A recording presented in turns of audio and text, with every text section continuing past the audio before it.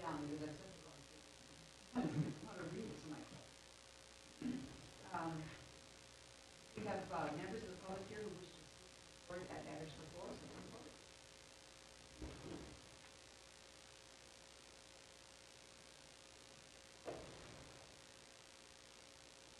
I'll sit here. Okay. Sit there, or here. This microphone's on. Joe knows the drill here, but Mr. Erickson, when it's your time to speak, say your name and your address, please. Push my button. Okay. Madam Chair, members of the board, my name is Joe Schneider. I live at 21125 Christmas Lane in Shorewood. Since the last time I spoke to you, I've moved 5 houses north on Christmas Lake. And I've gone to Hennepin County, so I no longer live in Bill's zone. I have been the president of the Christmas Lake Homeowners Association for years. You've seen me talk with you on a variety of occasions. I'm here today to introduce Todd Erickson, who is a Homeowners Association member. He's been on the board of the Christmas Lake Homeowners Association for years, and I'm happy to say that I have handed off the presidency of the Christmas Lake Homeowners Association to Todd. And we thought we'd take just a couple minutes to give you a little bit of an update on what we're doing and to thank you for all the years and continuing support.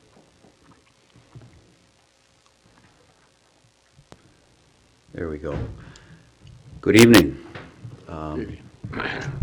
My name's Todd Erickson. I live at 6030 Ridge Road in Shorewood. As Joe mentioned, I've just taken on the mantle from Joe of being president of the CLHA, and it's really a pleasure to be here and have an opportunity to tell you a little bit about what's going on, what we're doing with your help, and meet each of you as well. Hopefully we'll have some opportunities to meet in the future. Just kick it off a little bit. On the aquatic invasive species front, which for the Homeowners Association, quite frankly, is probably the biggest issue that we have and have had for the last decade. Continue to be involved in a number of fronts. Most importantly, I think, is at the public landing, where we continue to do inspections and decontaminations of all of the watercraft that come into Christmas Lake. It's an expensive affair. We're expecting it to be about $80,000, just shy of that, for this 2019 boating season. And we get support from the Watershed District for that, and we really just want to thank you for that, not just this year, for your support in the past years as well. We put a lot of our, most of our association money in there, about $49,000 from the Christmas Lake Homeowners Association this year to keep that running. The difference is made up between what you contribute in Hennepin County and the city of Shorewood. And as it is, I think our dues this year were $550, which nobody needs to feel sorry for us, but it's a lot of money, and we do get a lot of pushback on that, and all of that pretty much goes to our AIS efforts. But it's important that we do that. Joe just did some digging today, and he noted that through middle of September, we decontaminated about we had inspected about 1,255 boats.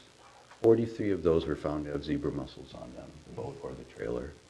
I think it was 119 or so had not taken the stopcock out of the boat, so they were not drained before they came to Christmas Lake. And that's probably similar for other lakes, but that's the reason that we do this. And obviously we have zebra mussels, but there's other things coming down the pike, and as we understand it, they're worse than what we have. So that's very important for us, and we want to be able to continue that for the foreseeable future. And again, just thanks so much for your support.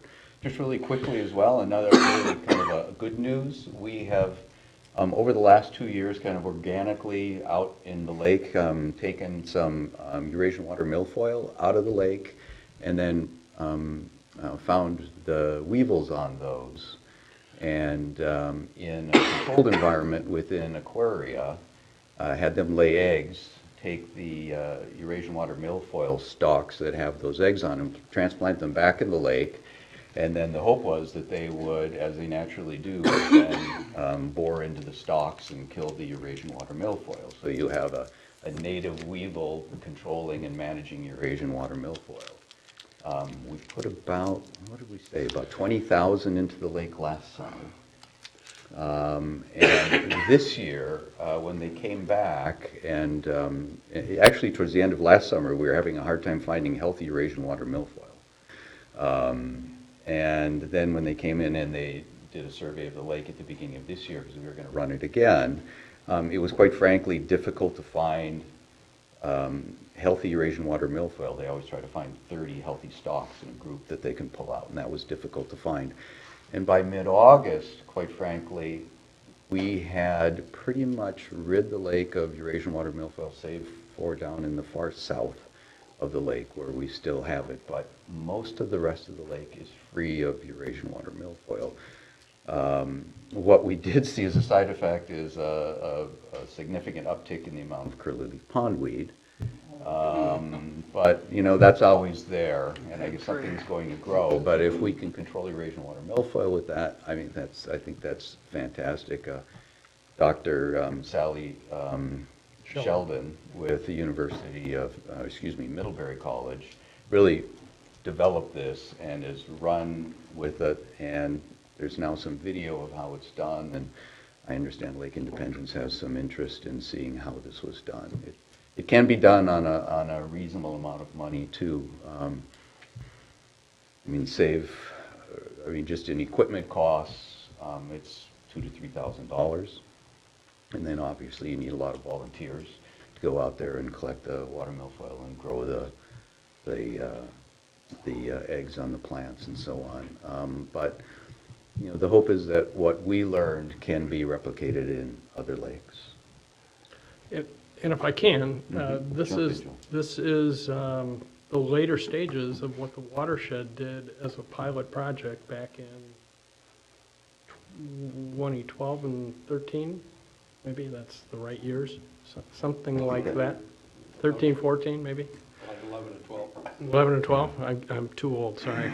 But that work that the Watershed District did with a commercial outfit out of Ohio really started the getting ahead of the curve to be able to get the milfoil weevils in enough volume to be able to make a difference. And then with the work that we did the last summer and this summer, we would basically say that Eurasian water milfoil has stopped being a nuisance on Christmas Lake. And that's fantastic. That's something. So I that's, say without chemicals, without harvesting, yeah, we're proud of the work that a lot of people did to make that happen. And Dr. Sheldon, she did say that she thought it took about 3 years. Now, we had those years in 11, 12 or so, and I don't know how many weevils were put in. I've heard the number 30,000, and then another 20,000 in the summer of 18. Not many this year because they just couldn't find enough Eurasian water milfoil to really propagate additional weevils. But it looks like all of that work has really turned out well. And again, we hope that it's something that can be replicated in other lakes that are also suffering with Eurasian water milfoil. I think the last thing I want to say is that, you know, as an association, we try to do what we can to protect the waters of Christmas Lake from aquatic invasive species. And just one of the things that we do is we continue to really manage the number and who amongst all the service providers come into the lake to put in docks in the spring and then to take out docks and lifts in the fall. So we identify those that understand what the expectations are, and we also therefore limit the number of people that are coming in who have been in various other lakes, others servicing other docks and lifts, and then coming into our lake. So everybody on the lake who has a service provider comes in, goes through one contact person on the lake who then works with the service providers. And they'll usually come in and do, 20, 30 docks and lifts and then leave.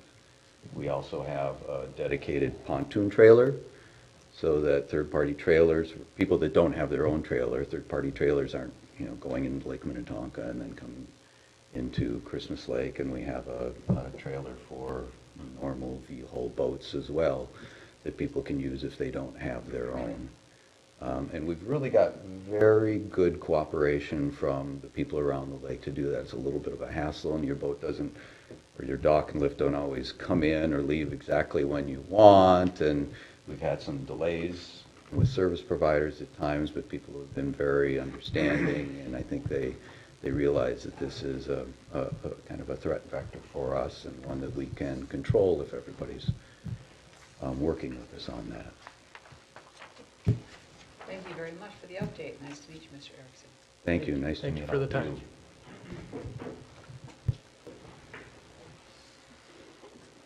George, you explained to him how big of shoes he's got to fill? No. Okay. I know, I was very quiet about that. I know, and he's still on the board, so he's not going away. I have a quick question. Certainly. How do we convey the success that these people, that they just had? Do you have a newsletter? How do you get the story out? There've been sorry, probably come up there. There've been a couple of articles in the press. There was one last summer that the Star Tribune did, and that was early on in the process of doing it last summer. Last summer we did it with all volunteer labor, and they were let's call them young adults, probably 14, 15 up to maybe 21. It really interesting group of young adults that took a fair amount of leadership to make that work. But this year we decided to put a stipend on the work, so they had a little more incentive to do it. And that worked pretty well. We had a Minnesota Public Radio story that was done this summer. Kirsty Marone from Minnesota Public Radio. So, what I would say is we'd be happy to work with your communications, Ed, to figure out how to communicate it. We've got some really interesting video and some interesting data, and there's a lot of anecdotal information that can color it nicely. I had read about it, so it's out there.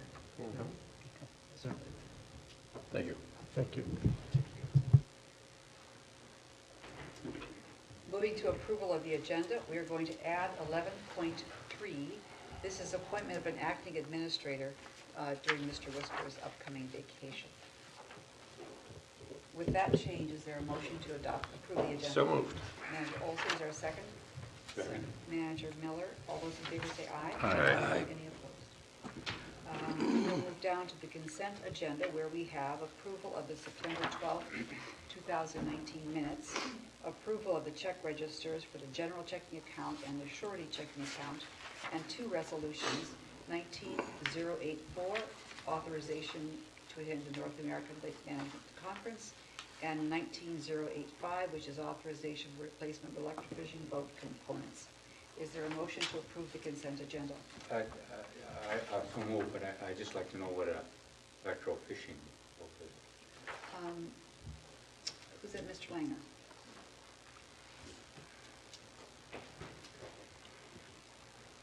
President White, Manager Miller. The component that we're looking to replace is what I call the brains of the electrofishing boat. It's what takes power from the generator and turns it into electric current that goes into the water. We currently have a control device that does that. It's a new device that we've been experiencing lots of malfunctions and issues with over the course of the summer. This is an issue for us because we plan field schedules, we go out, turn on the boat, it doesn't work. We've been working with the manufacturer. They've been very responsive in trying to address the problem with this control device. I've also actually received inquiries from other agencies, not even just within Minnesota, but other agencies across the United States inquiring about this specific control box that we also own. And it sounds like lots of people are facing a very similar issue. I've reached out to the manufacturer of the control box we have. They are willing to work with us in whatever fashion we deem appropriate, and what we're looking to do is return the current control box to them and get a full refund, and go in the direction of a different company that I've had previous experience with at Wenck Associates and have never had any issues with problems with the control box. So that's, Great, thank you. yes, thank you. There was one catchy sentence in your report, it was something like, without the brain, it's just a funny looking boat or awkward boat or something like Yes. that. I enjoyed that. Yes, thank you, thank you. All those in favor say aye. Aye. Any opposed? There was there not a a second, second? I don't think. I believe you had seconded it, but I made the motion. Was there a second? That's right, he did. I'll second it. Oh, okay. He said, I'll move, but I have a question, and then we went into well, the thank you. discussion. thank you for remembering. President's report is next. I had no meetings to report on, but I did go to a party. Last night, the 9 Mile Creek Watershed District had its 60th anniversary party. And I was there with my mod hat on, and I saw people like Mr. Smith, and Commissioner Callison was there, State Senator Swidinsky. They had a lovely event and a nice turnout, and they are the fourth watershed to be formed in the state of Minnesota. So that's one of their claims to fame. It was really nice. Manager Miller, Planning and Policy Committee. We had a update from our consultants and staff on the strategic communication, and it was very enlightening and extensive, and they will be coming to the board with a recommendation, and The insights on November 7th. okay. And then we also had a discussion about planning initiatives. It was a very well presented on issues that the board may bring up and how the staff will respond to those planning efforts. And I think we're going to, the goal is not to overwhelm the staff with new ideas, but to make sure that we're keeping current with issues that the board sees and not necessarily initiated by the staff. So I hope we've got a format that'll appreciate the board's initiatives. Thank you. The upcoming meeting and event schedule is printed. Notice that Manager Miller will be attending the October 2nd Citizens Advisory Committee meeting. Manager Maxwell will be Metro Mod meeting on October 15th. And just a reminder that we approved the year's schedule. You'll find it in the November 20th packet from last year. And the end of year schedule is non-standard, including the Citizens Advisory Committee. So just be sure to take a look at that, and I'll take one up here too. So November, December is when it starts being different. We'll move to item 11.1, Resolution 19086. Ms. Reynolds.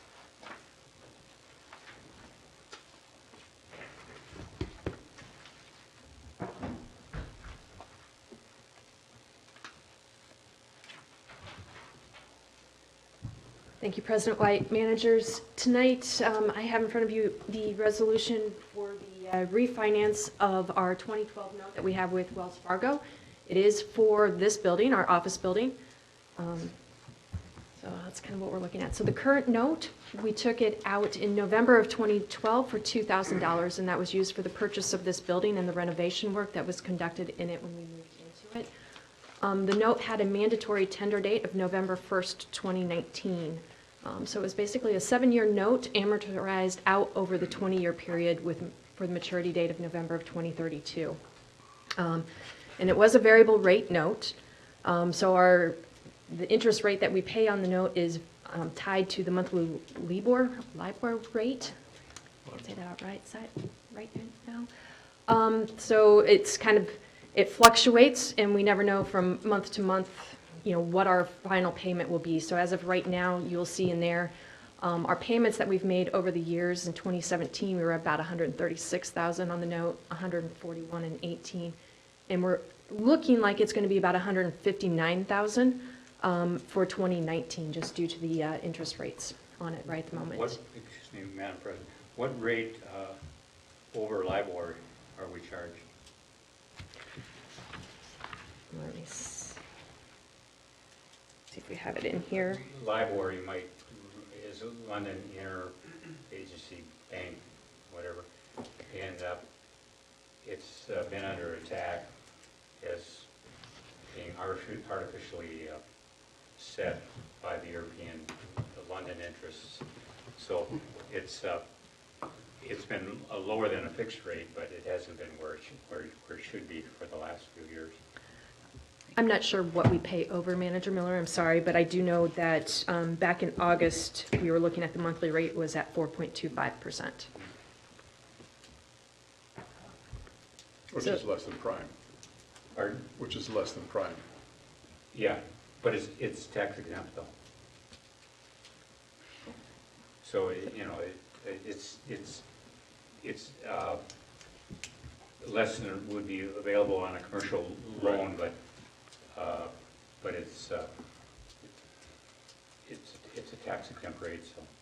2.19? Let's let Ms. Reynolds finish her presentation, and we can have some discussion and questions after. So given the payments that we've been making over the course of last years, we have a balance left on the note of $1.3 million that we will have to refinance come November 1st. We will still have to make our $50,000 semi-annual payment with interest on the November 1st date as well, so that it will be due. So given the fact that it's coming due with the $1.3 million for the refinance, we started conversations with Wells Fargo to see about terms that they would be willing to offer us for the refinance. Wells Fargo was not willing to go past a 5-year note. And so we started to look outside of that to garner what kind of interest there was to do a refinance with other terms. So back on September 12th, I was here we had in front of the board the request to release a proposal for terms, and we sent that out to 5 banks. Of the 5 banks, we received quotes back, or we received terms back from 2 banks in accordance with the deadline of the note, let's say, of the terms. So Bremer Bank and Old National Bank provided us with terms, and what we'd asked for in the request for proposals was for a 10-year term and a 15-year note, or to give us their rates for a 10-year and a 15-year.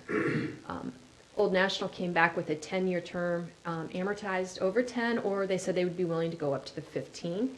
And Bremer offered us rates on both a 10-year and a 15-year, and have repeatedly indicated that they are willing to negotiate a term, any term, up to 15 years. So whatever we would desire, up to that 15-year mark, they would be willing to work with us and negotiate a note for that amount. So you can see the rates they proposed and approximately what their estimated annual payments would be. That is based on a 1.32 million, because when they were calculating it out, they had put in there to include fees in the cost of the note, and the total of the note. So staff has reviewed these in conjunction with our financial advisors, Baker Tilly. We've also had our new accountants, district accountants, AEM, look at it, as this is part of the work that they would do in the course of their work with the district as well. So they have looked at these notes and kind of reviewed them with us. And based off of all of this, we've looking at a staff recommendation is that we do negotiate a note for $1.3 million with Bremer Bank, that we pay the fees for the note out of the cash that we have on hand. We've been able to refine the estimates. Today I got that in from Baker Tilly. We're looking at approximately $13,500 for a combination of the bond counsel and Baker Tilly's work on this refinance with us. And looking at what we did in 2018 with the refinance on the 325 Blake Road, we paid those fees out of pockets or out of cash on hand. So in staying with that practice, we would recommend that we pay out of hand, and cash out of hand. Then our final recommendation is that we authorize the president and the district administrator to sign the note and the related documents upon review and approval of the district's bond council. So the next piece of this is to discuss what the final note would look like that we negotiate with Bremer Bank, and the term of that note. So as I've said, Bremer Bank is willing to negotiate a note for any term up to the 15 years. So as we look at that, I kind of pulled out some key factors here. So the approximate annual payments from the last chart for the 10-year notes is at $156,700, and for the 15 years is at $109,706. Our 2020 budget to service that debt is $155,000, which can cover or be very close to either of those amounts. So tonight, staff is looking for the board's discussion into what they want to do with the term of the note, and where they would like us to go in accordance with those discussions with Bremer Bank. In working with Manager Miller leading up to this, I know Manager Miller has expressed a 15-year recommendation to the staff. So I put that out there for the managers, and I am available for any questions, but I am here and available to listen to your discussion and see what guidance you have for us on where you want us to go back and negotiate a final note with Bremer Bank at. Thank you, Ms. Reynolds. I think there's a two-step process, so what I'd like to do before even getting a motion is to have a discussion about the 10-year, 15-year, you have your command. Yeah, the table showed 11 basis points higher for the 5 more year term. And it reduces the debt service, annual debt service by, I don't know, 45, it looks like 46,000 a year. So the building's going to obviously have a useful life beyond 15 years. So I don't see any benefit in paying it off with a 10-year note with these lower rates. The fixed rate is actually lower than LIBOR, which confuses me. But anyhow, it's what it is. And that would be my recommendation. I would, and I checked with Manager Loflis, and she supports that as well, because I knew she'd have an interest in the term of the note. I'd be interested to know what kind of negotiations are required. That's a proposal. We'd accept the proposal. What are we going to be negotiating? We can go back. These were the rates based on the September, I think it was 19th is, or I think it was the 19th is we had them base the rates on. So go back and talk to them. As I said, they'd be willing to do any length, so it was kind of to leave that open.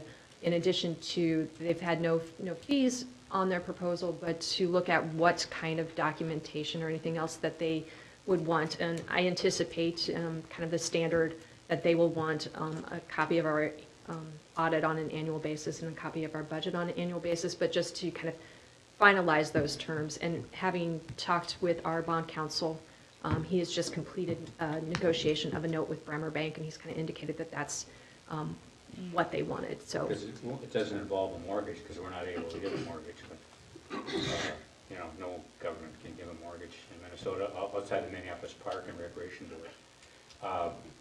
So, you know, it's just a general obligation of the district. Okay. Other thoughts from managers? I looked at that. I don't think we're wrong either way.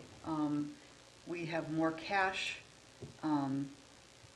each year if we went with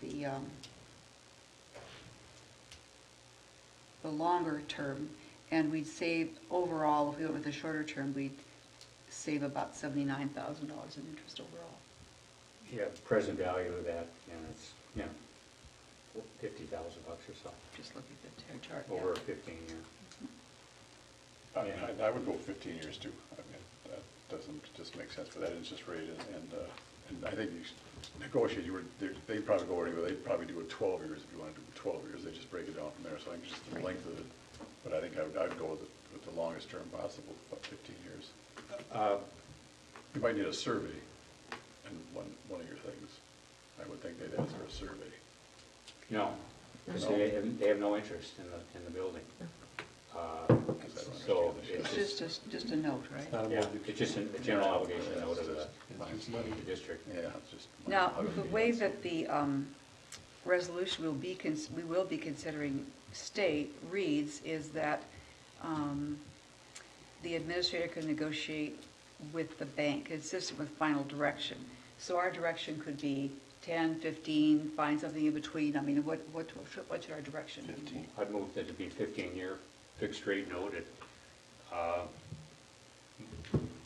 I suppose there'll be an adjustment downward because the interest rates have gone down since they made the proposal. So, I don't know how you phrase that, but, Anything And below that's a motion. 2.56. yeah. Take it. Is there a second to Manager Miller's motion? I'll second. Manager Maxwell? Madam President, Yes, Mr. Smith? I just want to read back. Okay. Manager Miller's motion is to adopt Resolution 19086 as presented but revised in the first resolve clause to insert that it's a term of 15 years. Right. All right?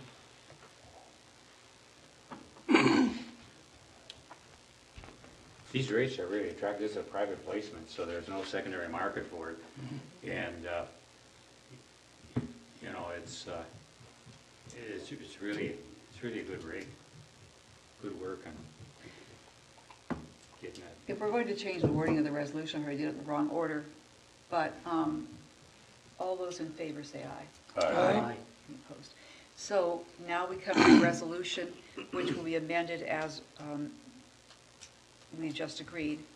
Is there a motion to adopt the resolution? Full approval. Manager Miller, is there a second? Madam President, isn't that what you just did? What I was doing was having a discussion about the money, because the resolution said to be directed by the board, and so I was trying to see what that number was first and then do the resolution. You think I did the resolution? We can go either way, whatever you prefer. Okay. I was confused. So what you quoted was not what we voted on the first time. Yeah, it was. But it was too, well, may we assume that the vote we just took on the 15,000 was for the language that Mr. Smith read to us? And in that case, I'd look for a motion to adopt the resolution with that amendment. Okay. Manager Miller has moved. Is there a second? Second. Manager Hejmadi. Those in favor say aye. Aye. Those opposed? Thank you. Thank you.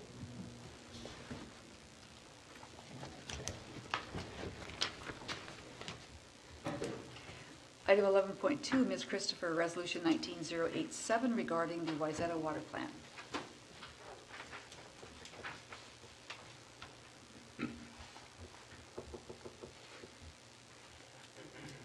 We all met at a coffee shop and read all 300 pages, or how many is that?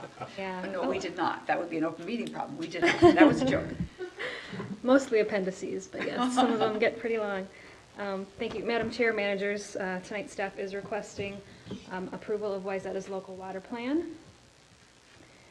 And I will just walk through the outline shown here, first orienting you to the location, covering the issues and management strategies identified in the district's plan, and then a few highlights from the city's plan, including some of their implementation priorities, their coordination plan, and then regulatory authority before getting to the recommendation. So the city of Wayzata occupies approximately 3 square miles on the northeast shore of Lake Minnetonka, outlined here in red. And it, let's see, I missed, I've got Victoria up there, I apologize. Wayzata subwatersheds, it drains primarily to Lake Minnetonka, and then as well as the southern portion of the Gleason Lake subwatershed, and then a small area that goes directly to Minnehaha Creek subwatershed without first going through the lake. So as far as kind of issues and strategies outlined in the district's plan for this area, the water quality in this part of Lake Minnetonka is quite good, but there are a few impairments that Wayzata drains to, including Peavy Lake, which is impaired for nutrients and chloride, Gleason Lake, which is impaired for nutrients, And then, of course, Lake Hiawatha, also impaired for nutrients, and Minnehaha Creek, impaired for ecological integrity, chloride, and E. coli. And then a few other issues include, altered shoreline, obviously, throughout most of Lake Minnetonka, as well as stream channel on Gleason Creek, degraded habitat, and then elevated chloride levels, as I mentioned, with Peavy Lake as well as Gleason Creek. And so primarily the strategies outlined in the district's plan for this area as more of a responsive area is protection through permitting, stormwater management on more of an opportunity project basis in coordination with the city, as well as promoting best practices in the areas of shoreline management and chloride use. A few of the priorities that Wayzata called out in their plan include looking at opportunities for stormwater management on their own property. So they've got a parks master plan that they completed that they'll be looking at opportunities for improvement there, as well as coordinating across their different programs, their different CIPs, with things like road improvements, utility improvements, to see if there's opportunities there. They also, much of their CIP relates to just maintenance of their existing stormwater system. And then, of course, they have the Lake Effect Project as one of their big initiatives in the coming years, which I think most of the managers are familiar with, but that's basically a waterfront improvement plan that includes some ecological restoration as well as improving public access. And they did call that out as a opportunity where they'd want to engage the district potentially on things like BMP design, best management practice design, as well as kind of education and outreach around some of that work.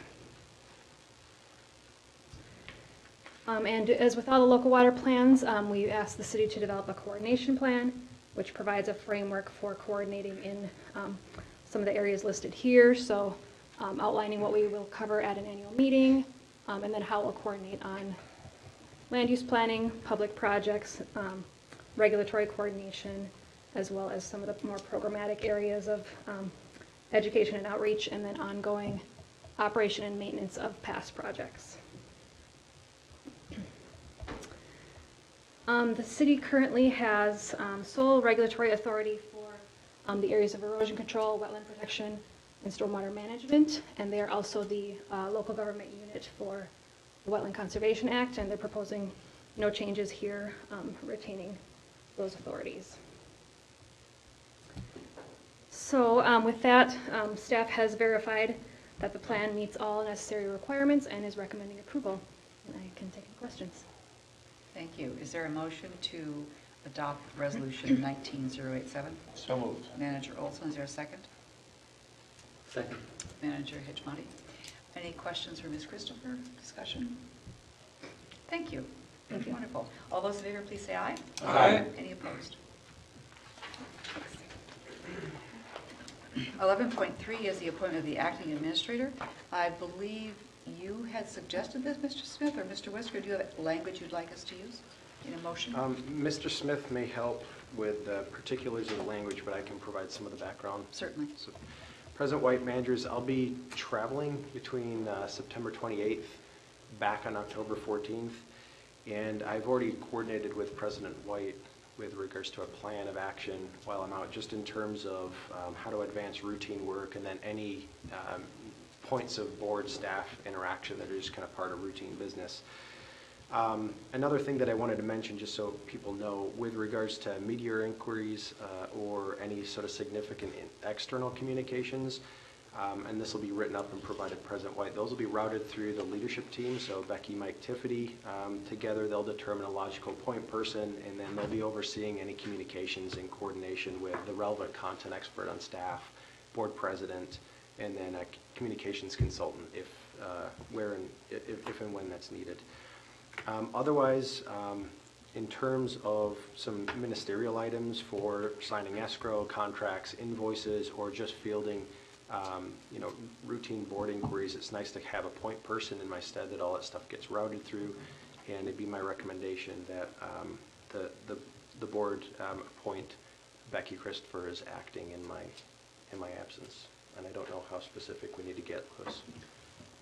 Madam President, managers, we don't need to get that specific. In fact, Mr. Whisker could, on his own, just designate, leave it in writing that Ms. Christopher is, the acting administrator in his absence. But I think it's beneficial just for the board's awareness and, to be absolutely clear that she's the one with the authority of the administrator while he's gone. So a simple motion to designate Ms. Christopher as acting administrator until October, or until 14th. Mr. Whisker returns. There you Yes. go. Oh, Is there a great. motion? Manager Miller, is there a second? Second. Manager Maxwell. Any discussion? All those in favor say aye. Aye. Thank you. Congratulations. Does the salary go with it? I saw that. She's already made her first decision. Administrator's report, Mr. Whisker. Yes, President White, just 2 items tonight. At the last meeting, you'd received an update and on the draft watershed-based funding policy from the Board of Water and Soil Resources, and you'd been provided the staff's comment letter that was sent to Bowser. In total, Bowser received 21 comment letters, 6 from metro area watershed districts, all that were very consistent. And a summary of those comments was considered by the Bowser Grants Program and Policy Committee back on September 17th. The policy was approved. There have been some modifications to the policy based on comment, but not all of the comments were addressed. My notes are telling me that just over $870,000 has been allocated to the West Mississippi metro area for 2020 to 2021. It's based on their formula for allocating fundings. And the formula that they're using right now that actually wasn't incorporated into the policy, which is what most people requested at standalone guidance, is based on 90% private land area and 10% public waters. Work plans are going to be due first quarter in 2021. And I think the other area of focus for our comments is making sure that as those work plans come together and they're negotiated essentially across these different agencies, that they be really prioritized, targeted, and measurable. And that was added to the policy. And then the other piece is making sure that we get a Bowser liaison to actually facilitate those conversations so the state still has some personnel and skin in the game in bringing those plans together rather than letting the agencies work that out for themselves, and both of those changes are in. The other update that I have is we made an offer that was accepted today for the position of Policy Planning Coordinator. This is the position that Renee was in before she left us, and will work under Becky. Kate Moran's going to be starting on October 17th. She's got a master's in water resource science, policy, and management. She's got 10 years experience in nonprofit and environmental consulting. She's currently with Water Now Alliance out on the West Coast. And she's going to be working with Becky and then myself on developing the policy program and a responsive model as we start to roll that out early in 2020. So I think her, like I said, she'll be starting on October 17th, so she'll get her first board introduction on the 24th of October. That's when you'll expect to see her. All right. Thanks. Thank you. Anything from Mr. Whisker? We are adjourned.